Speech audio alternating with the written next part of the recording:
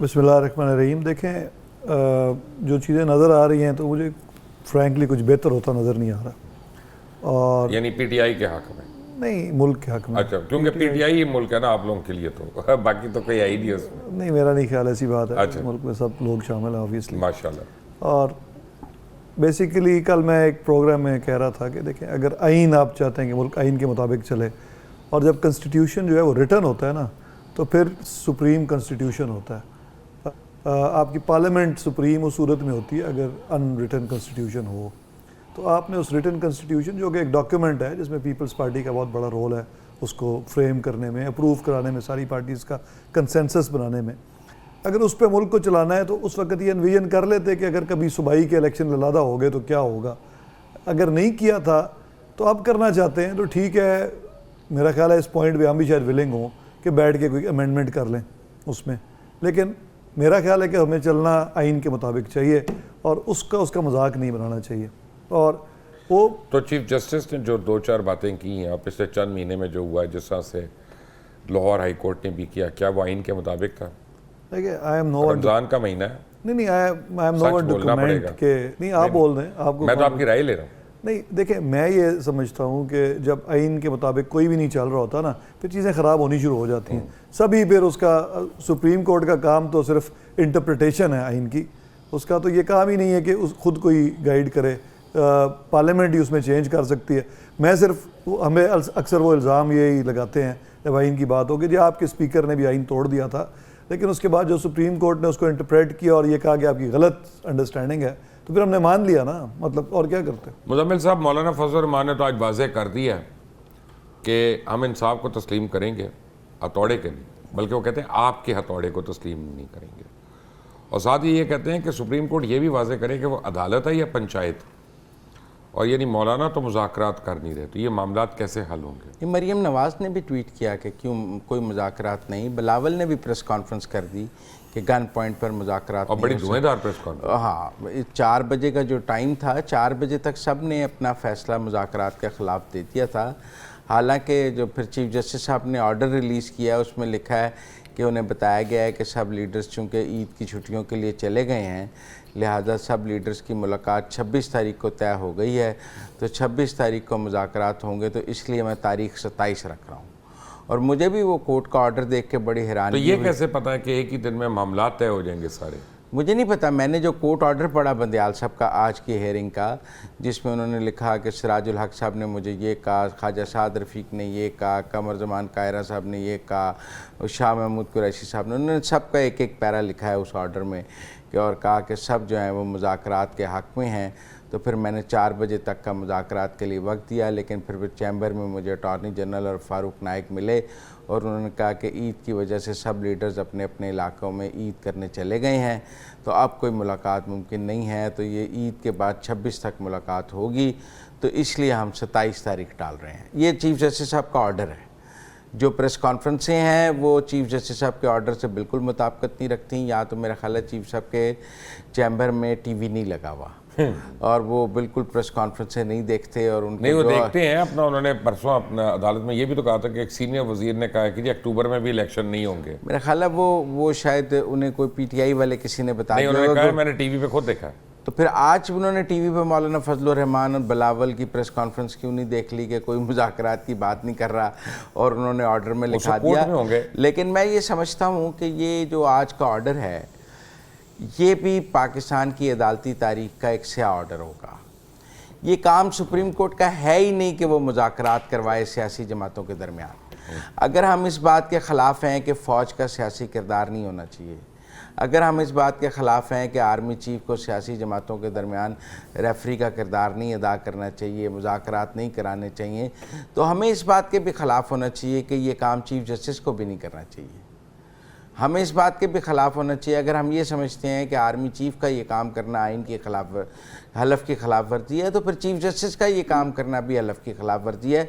चाहे वो कुर्सी काजी पर बैठकर ये काम करें या चैम्बर में बैठ के काम करें, दोनों तरह ये काम आइन की ख़िलाफ़ वर्जी है और उनका ये मैंडेट नहीं है। मैं समझता हूँ कि आपको अगर शहबाज शरीफ साहब में थोड़ी सी भी यानी अगर उनको कुछ समझ आ जाए तो वो आपको मरियम औरंगजेब की जगह रख ले, क्योंकि आप देखो उनसे रखें, बहुत मैं- बेहतर अपना नरेट कर रहे हैं। नहीं, मैं तो एक स्टेटेड, आप एग्री करेंगे? नहीं जो उनसे नहीं, बेहतर राजेश यासिर साहब, मैं कोई गलत बात कर रहा हूँ? नहीं, ये आप कहा- तो मैं तो चीफ सलाम जस्टिस पेश कर साहब रहा को हूँ। नहीं, पहली ऑर्डर- बारी मुझे यानी ये मौकफ भी अच्छा लगा क्या कि ये वाला। देखिए ना, चीफ जस्टिस साहब ने 14 मई को इंतखाबात का हुक्म दिया, हाँ। उनको अपने हुक्म तक महदूद रहना चाहिए। उनका हुक्म नहीं माना जा रहा, उन्हें तौहीन अदालत का नोटिस देना चाहिए। ये पंचायत सुलह मुज़ाकरात, मतलब अगर ये बात 90 दिन की आइन में लिखी हुई है तो फिर ये बात कोई जज भी कैसे कह सकता है कि हमारे पास इख्तियार है कि हम 90 दिन से आगे चले जाएं?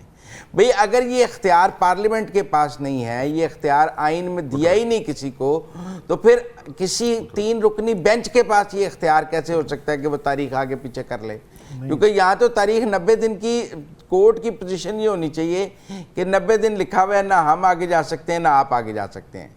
लेकिन अगर बेंच ये कह दे कि हमारे पास ये इख्तियार है, तो फिर आपके पास तो री राइटिंग ऑफ द कॉन्स्टिट्यूशन का इख्तियार है।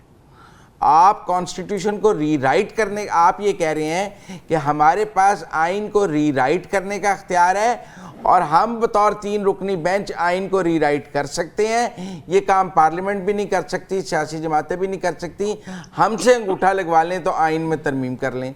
तो मैं तो नहीं समझता कि किसी 3 रुकनी बेंच के पास रीराइटिंग ऑफ द कॉन्स्टिट्यूशन का राइट है और वो कॉन्स्टिट्यूशन को रीराइट कर सकता है तारीख आगे पीछे। क्योंकि फिर तो सिराजुल हक ठीक कह रहे हैं कि अगर 90 दिन से बात 125 दिन पे आ गई है तो 225 दिन पे भी आ सकती है। बात जब 91st डे पे सुप्रीम कोर्ट ले गया है और उसने तारीख 90 दिन से आगे कर दिया है, फिर मार्शल लॉ कर लेते हैं। मैं यही तो कह रहा हूँ, एक ही बार सबको ठीक कर दे। नहीं, मार्शल लॉ की बात तो छोड़ दें, वो तो पीछे तजर्बे हुए तो कोई कामयाब नहीं हुए ना। आप लोगों की सियासत में तो लोग मर रहे हैं। ये ठीक बात है, ये ठीक बात है कि हमारी सियासत में लोगों को कुछ नहीं मिल रहा, और इसीलिए हम सियासतदानों को समझना चाहिए ये हमारी जो अपनी लीडरशिप है ना, और जो हमारी फॉलोइंग है, उसमें भी कमी आ रही। मैं जाता हूँ ना अपने हल्के में, तो लोग जो इस सियासत से कोई खुश नहीं है, क्योंकि हम डिलीवर नहीं कर पा रहे ना। सियासतदानों को डिलीवर कर, ये क्या हाल है कि कोई 2 महीने इधर या उधर का मामला है, हम क्यों नहीं बैठते रोज। ये सुप्रीम कोर्ट में जैसे आपने खुद कहा कि इलेक्शन कमीशन तो खत्म हो गया ना, एक आईनी इदारा है, ये डेटें भी उन्होंने सुप्रीम कोर्ट ने फिक्स करनी है, आपस में मिलाना भी सुप्रीम कोर्ट ने है।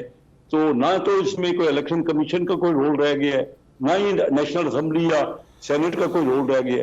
बैठ के जब बात ये कि हम नहीं कर सके, आज की बात नहीं है, मैं 1970 के बात कह रहा हूँ। उस वक्त भी अवामी लीग और पीपल पार्टी में नई बातचीत बन सकी ना, जो हमारा मुल्क 2 लाख हुआ, तो क्या वजह यही थी ना, क्या था? प्रॉब्लम एक और है, मुझे एक बात आज तक समझ नहीं आई है। सॉरी रईस साहब, आपसे कर लेता हूँ ये सवाल।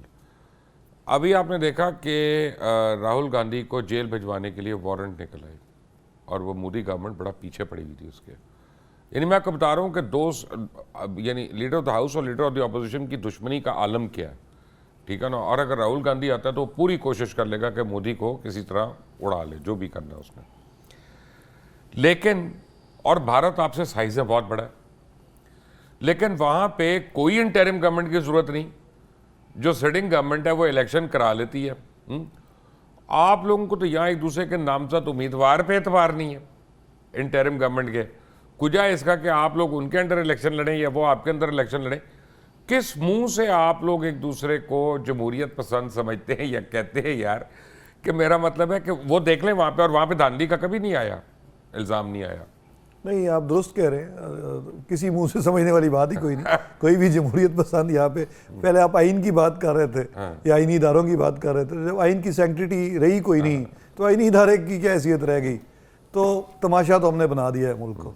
और उसकी वजह जो आप हिंदुस्तान से फ़र्क कह रहे हैं ना, ऑलरेडी लोग तो कहते हैं कि जी एक ही मुल्क था, एक जैसा कल्चर था, तब भी बड़ा फ़र्क था। जो पाकिस्तान में इलाके आए हैं ना, ये तो एक सेमी ट्राइबल कल्चर था यहाँ पे। और जो हिंदुस्तान है, इंडिया प्रॉपर जिसको कहते हैं, ऑब्वियसली वहाँ पे तालीम भी ज़्यादा थी, बंगाल में बहुत ज़्यादा तालीम थी, सिस्टम मतलब उसमें। और ये जो पंजाब KP के जो पाकिस्तान में इलाके शामिल हुए, यहाँ के कल्चर में यूनियनिस्ट बटेरों ने आके सियासत पे कब्जा नहीं ना किया। नहीं, यहाँ पे था ही सेमी ट्राइबल कल्चर ना, तो यूनियनिस्ट पार्टी तो इसलिए थी ना यहाँ पे तो उस तरह डेवलपमेंट हुई भी नहीं थी। और अंग्रेज़ भी सबसे आखिर में यहाँ आए थे, उससे पहले तो बंगाल में तो कब से थे। यहाँ तो टोटल 90-100 साल के करीब हुकूमत की उन्होंने।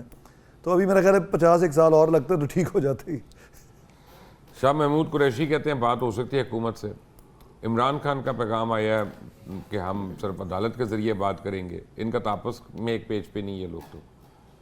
नहीं, मेरे ख्याल में मरीम नवाज़ भी कह रही हैं बात नहीं हो सकती। एक बात तो आप समझें कि इमरान खान साहब ने कई दफ़ा, देखें इन दोनों के दरमियान कई दफ़ा बातचीत हुई है, लेकिन टूटती तब है जब ये इनकी बी क्लास लीडरशिप वापस इमरान खान के पास पहुंचती है और वो वीटो कर देते हैं। लिहाजा मैं समझता हूं कि अगर अब कोई बातचीत होगी भी तो इमरान खान को ख़ुद टेबल पे बैठना पड़ेगा। ये मुमकिन नहीं होगा कि इमरान खान शाह महमूद, असद उमर या फवाद चौधरी या असद कैसर या परवेज़ खटक के ज़रिए कोई मुज़ाकरात करके कोई गोल अचीव कर लें। इस बार तो उन्हें आसफ जरदारी, शहबाज शरीफ, फजलुर रहमान के साथ ख़ुद टेबल पर बैठ के बात करनी पड़ेगी और ख़ुद ही वहाँ बैठ के मुकना पड़ेगा। अगर कि कोई स्टेज मैं समझता हूँ मुज़ाकरात की आई भी, जब सबको इकट्ठे बैठना पड़ेगा तो कोई भी पीटीआई की बी क्लास लीडरशिप के साथ बैठ के बात करने के लिए तैयार नहीं होगा।